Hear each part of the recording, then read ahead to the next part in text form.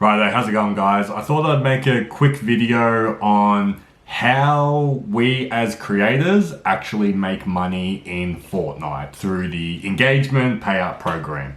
I've seen a few sort of questions and confusion in the community lately, especially after this new creator economy 2.0. Where people are sort of getting a bit confused of what is actually happening. People are seeing their revenue estimates come through and sort of getting disappointed at seeing, a dramatic drop or whatever and having no idea why.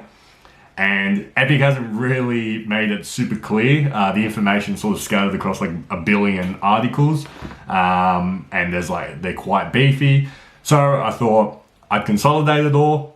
I'd make a pretty little diagram that we can run through. If you want more information and the more details and the links to all the sources, I've also created an in-depth article about it as well on the FN Analytica website.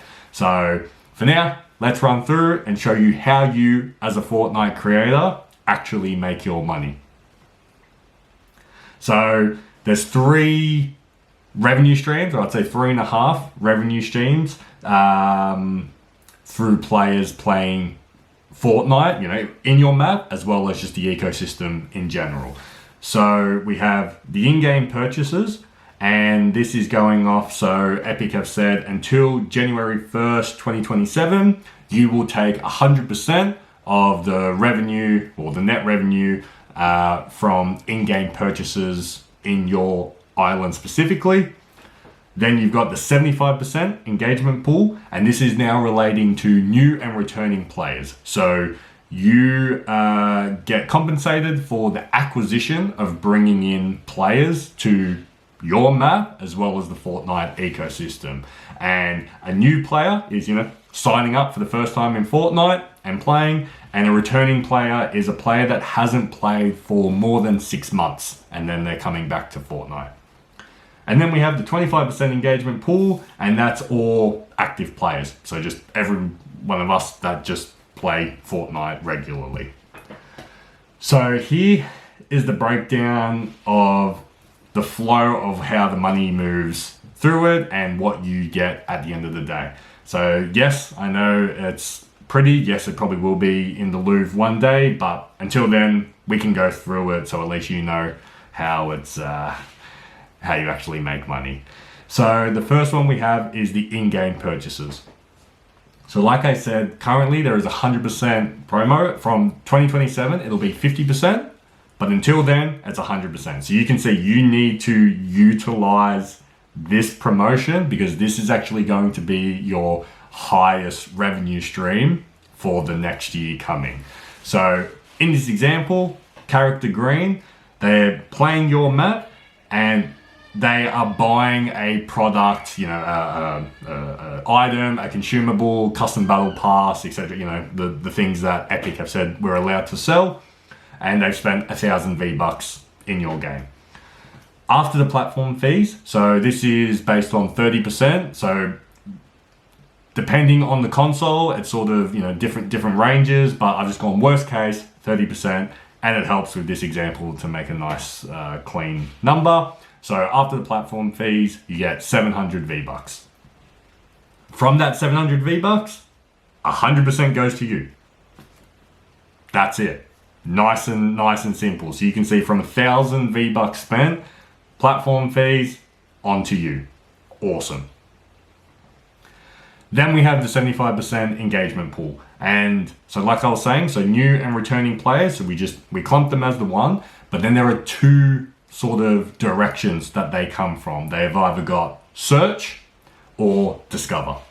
So for the search, this is a player that has come to Fortnite, they've signed up, and they've seen your map somewhere, and they have specifically searched your code creator or clicked the link on PC.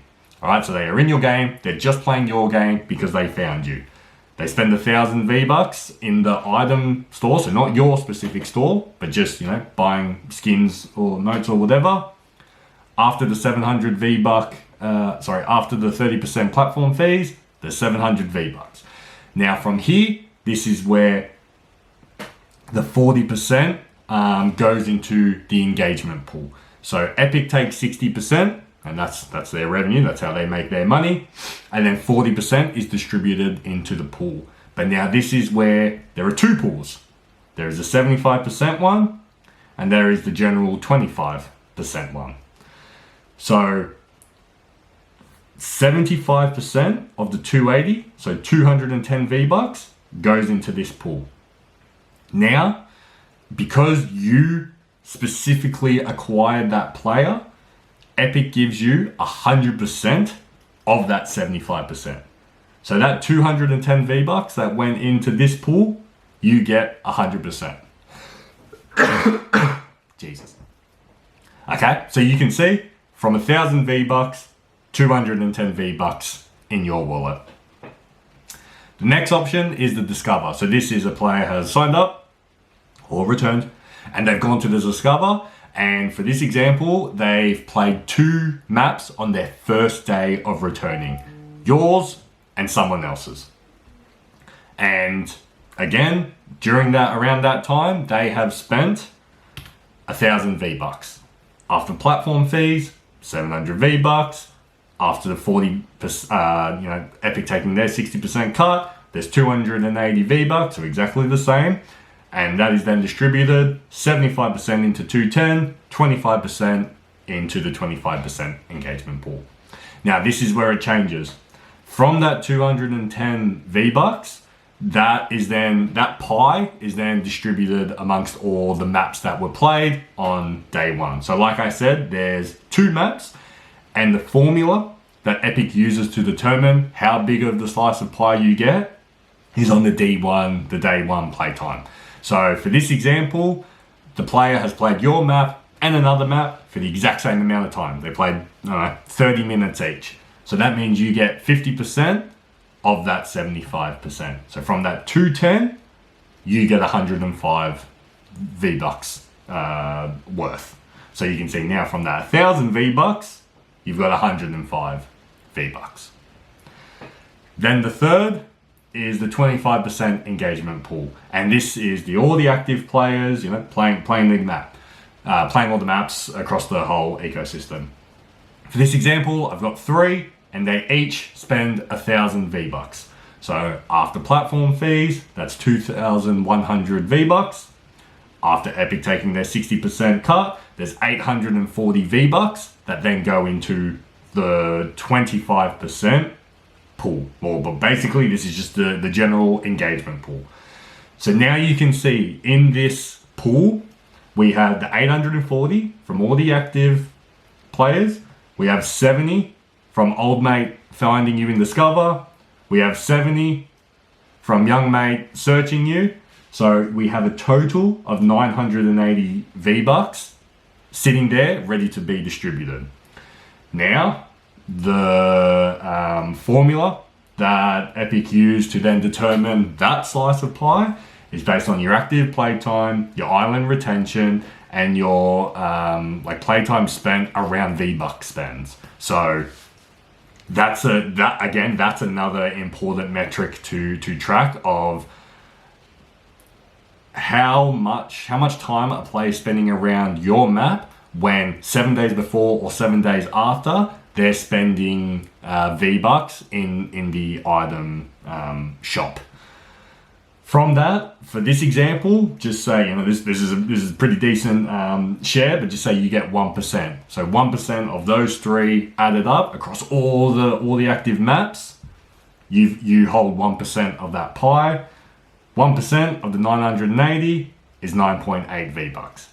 So you can see from the 1,000 or the 3,000 plus a little bit from the 70 and the 70 from those thousands, you get 9.8 V-Bucks worth for holding 1% of the share.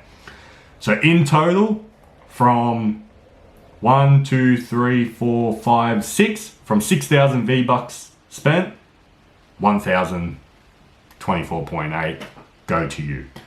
So you can see that the strength is definitely in island purchases, the in-game purchases, acquiring new players, especially getting a player, searching you and going to your map. Next is the appearing in Discover and looking appetizing for a new player to play a game, and then your 25% general pool. So the key takeaways from this is, number one, like I just said, the in-game purchases are your number one revenue stream. So, and especially for this next year, that you get 100% of it. So definitely creators who can build, clever and sort of ethical and sustainable economies in their island are definitely going to absolutely win this next year. And this is going to make a massive shift in the revenue that's coming through. The second is the 75% pool is the most important engagement stream. And, bringing in new players literally gives you like 10 to 50 times more than just regular active players. So it is about, because you're helping Epic make money, so then therefore they will give you money. You're basically like the marketing salesperson. You get it, you get a good, decent commission from it. Third is that the Discover players are valuable, but links and the search is gold. So, splitting up the search to Discover, you specifically need to get that person into the map. You get more for that. When it comes to all the other stuff, your day one play time determines your slice of the pie. So the longer sessions equals the bigger cut. So make sure that your map is, firstly, if you can get into Discover, well then making sure that once a player is playing it, looking at that play time for their first D1, super critical. The next one, point 5, use the other active player engagement pool. That's sort of just like a bit of extra money. Don't think of that as your main stream. That's just sort of a little bit of a passive income that comes through, because as you can see, you need to dominate a lot more metrics in order to be able to get a larger slice of the pie, and you're competing against everybody in that one.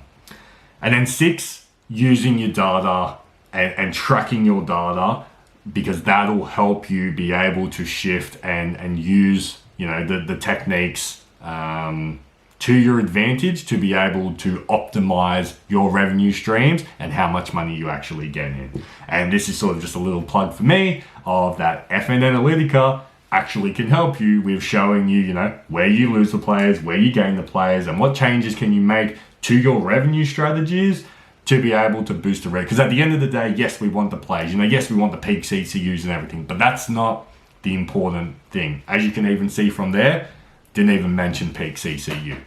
Okay, it's all about the background of, we make the games, yes, to have fun and make fun games for people and for us to play ourselves, but at the end of the day, you're trying to make money from it, and that's where we can help you. So I'll post this if you actually want this, or if you have any further questions, or maybe if I've got something wrong, or you've got some concerns, or you do need help, message me. DMs are open. I love this shit. So I am more than happy to help you guys out with any questions that you have. But like I said, I've got a more detailed article that I'll post and I'll link, so at least you can read through that as well. But cool, that's me. I'll catch you on the next time.